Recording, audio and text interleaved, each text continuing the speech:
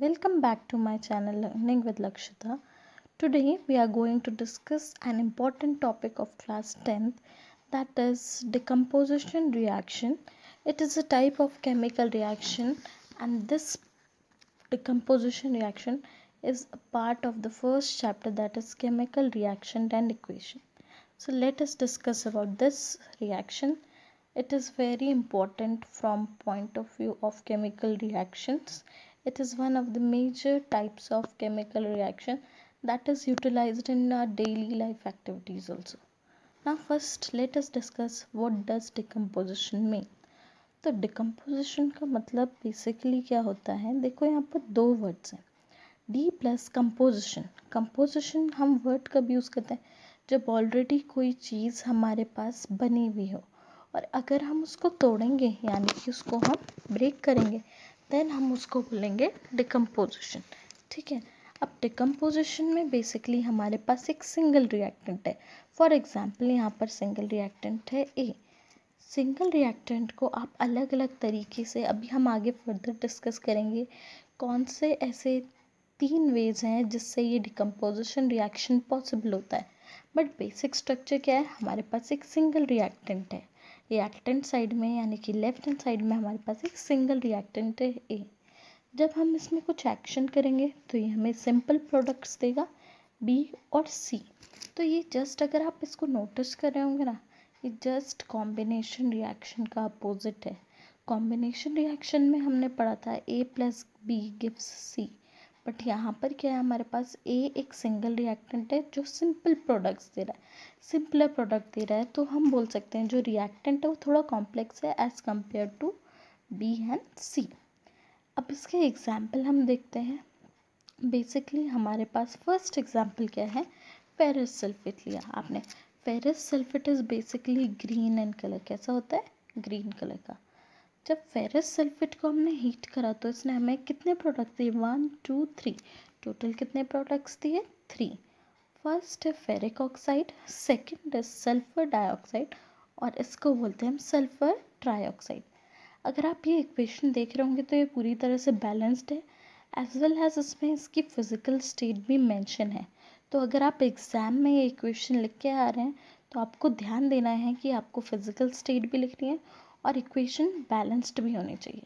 चलो अब आते हैं डिकम्पोजिशन रिएक्शन में. तो इस रिएक्शन में बेसिकली क्या होता है, जो फेरस सल्फेट के क्रिस्टल्स होते हैं वो एक्चुअली क्या होते हैं, ग्रीन होते हैं कलर में. जब उनको हीट करते हैं, अगर आपको एरो के ऊपर कहीं भी ऐसे ट्राइंगल मिले, ये हीटिंग का सिंबल है, तो वो टर्न हो जाते हैं थोड़ा वाइटिश टोन में. यहाँ पर हमने वाइट तो शो नहीं करा है, थोड़ा क्रीमिश शो करा है, बट जो ये ग्रीन क्रिस्टल्स हैं किस में टर्न हो जाएंगे, वाइट में.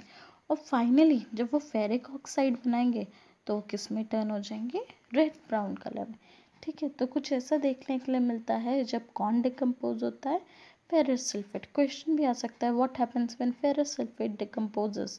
So what you can write, when ferrous sulfate decomposes it forms ferric oxide, sulfur dioxide and sulfur trioxide. And what is the indication that there is a chemical change going on?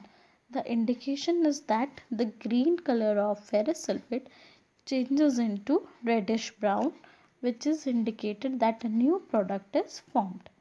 अब आ जाते हैं हमारे दूसरे example पे. दूसरा example में भी क्या करना है, आपको लाइमस्टोन लेना है या फिर इसको हम बोलते हैं कैल्शियम कार्बोनेट. ये एक सॉलिड स्टेट में कंपाउंड है. इसको जब हम हीट करेंगे, ठीक है, तो ये 2 प्रोडक्ट रिलीज करेगा. फर्स्ट कैल्शियम ऑक्साइड जिसका कॉमन नेम क्या है, quicklime, and CO2. CO2 is gaseous in state. अब ये जो रिएक्शन है ये बहुत ज़्यादा इम्पॉर्टेंट है. कहाँ यूज़ होती है, सीमेंट इंडस्ट्री में. It is used in manufacturing of cement and industry.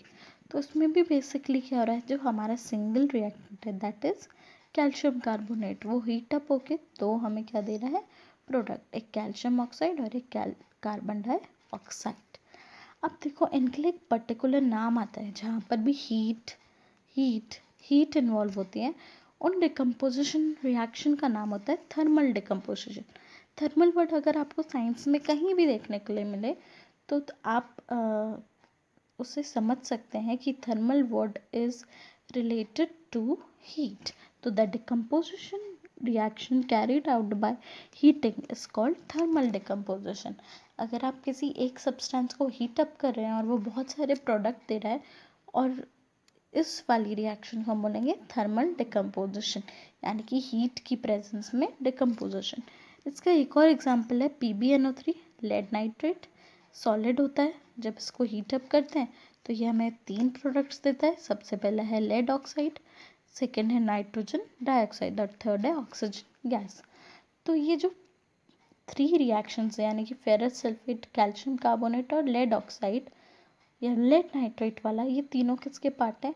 Thermal decomposition के पार्ट हैं। थर्मल डिकम्पोजिशन का बेसिक मतलब क्या होता है? The decomposition reaction that is carried out by heating. और अगर कोई बोलेगा डिकम्पोजिशन रिएक्शन डिफाइन करो, तो डिकम्पोजिशन रिएक्शन कैसे डिफाइन करोगे? These reactions are those reactions in which a single reactant breaks down to simpler products, इसलिए हम इसको क्या बोलते हैं?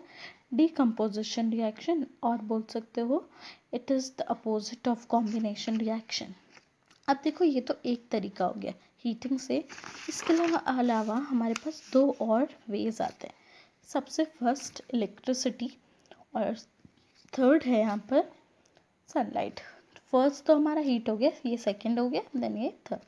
इलेक्ट्रिसिटी की ही बात करते हैं। देखो यहाँ पर मैंने एक सेटअप बना रखा है। यहाँ पर हमारी एक 6 वोल्ट की बैटरी है जो इलेक्ट्रिसिटी पास कर रही है। यहाँ पर 2 रॉड्स हैं, देखो इलेक्ट्रोड्स बोलते हैं ना, जो चार्ज कैरी करती है।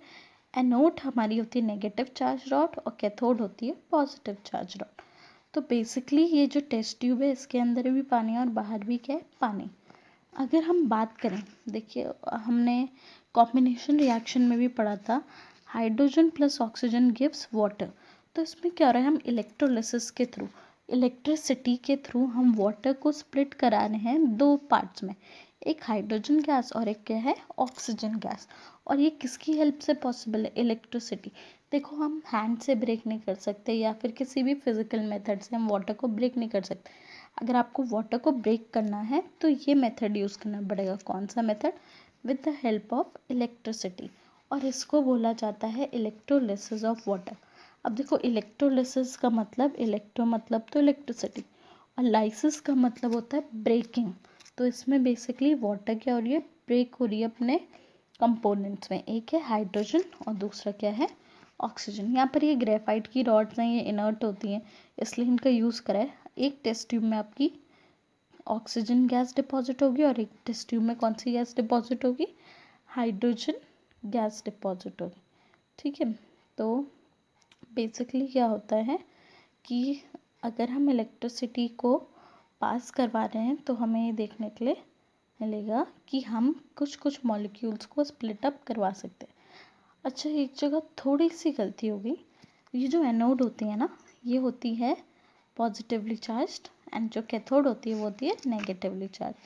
और जो कैटायंस होते हैं वो आपको पता होगा, वो तो पॉजिटिव चार्ज होते हैं, बट जो कैथोड होगी वो नेगेटिव चार्ज होगी।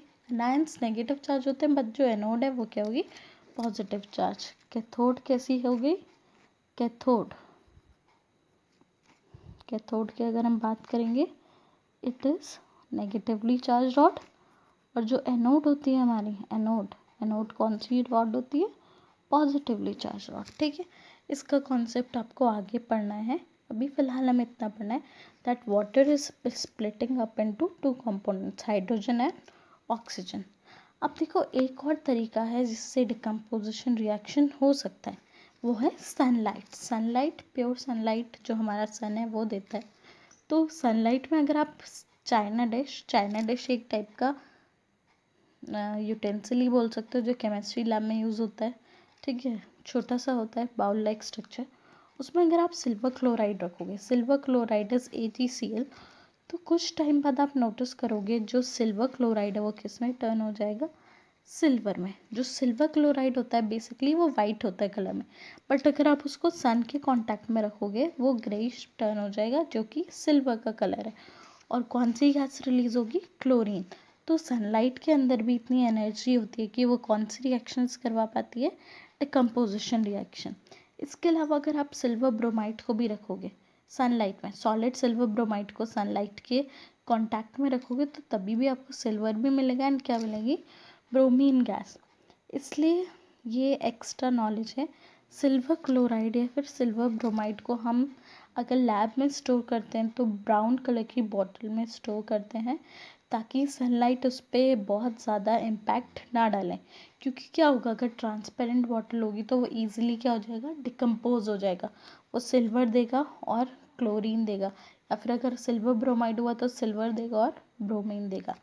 बट इससे इतना ज़्यादा सिल्वर नहीं निकलता कि आप अमीर बन जाए, इसमें थोड़ा कम अमाउंट निकलता है, ठीक है। और ये बेसिकली कहाँ यूज़ होता है, it is use in black and white photography. देखो आजकल ब्लैक एंड वाइट का वैसे ज़माना तो नहीं है, बट तभी भी अगर कोई विंटेज फ़ोटोज़ वगैरह खींचता है तो वहाँ पर ये सनलाइट टेक्निक का यूज़ होता है। यहाँ पर बेसिकली क्या करवाते हैं, अच्छा इसको ये भी बोलते हैं फोटोलिसिस। फोटोलिसिस मतलब the breaking of molecules in presence of sunlight. ये फोटोलिसिस भी बोल सकते हैं। इलेक्ट्रिसिटी वाले को हम इलेक्ट्रोलिसिस बोल रहे हैं और इसको हम फोटोलिसिस बोल रहे हैं। और जो सबसे फर्स्ट पढ़ा था हीट के प्रेजेंस में, वो हमारा कौन सा है, वो हमारा थर्मल डिकम्पोजिशन है। तो इतना कुछ है जो आपको पढ़ना है डिकम्पोजिशन रिएक्शंस में। आपको बेसिकली यहाँ पर फर्स्ट रिएक्शन मिलेगी फेरस सल्फेट की, सेकंड मिलेगी कैल्शियम कार्बोनेट, थर्ड है आपके पास lead nitrate, then fourth reaction है आपकी splitting up of water, then है सिल्वर क्लोराइड की स्प्लिटिंग, एंड देन लास्ट है सिल्वर ब्रोमाइड की splitting.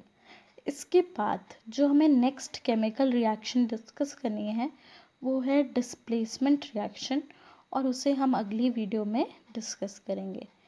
Till then, keep learning and keep growing. Jai Hind.